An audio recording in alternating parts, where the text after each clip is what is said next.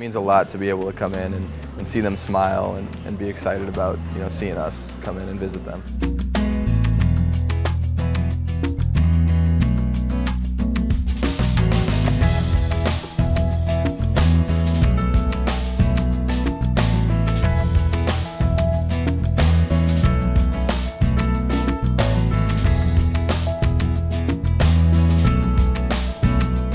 Me and my wife were talking about it. He had a brother who they lost, and they were in the hospital like this for about a month, and the Dallas Cowboys came and visited them, and it just meant the world to them.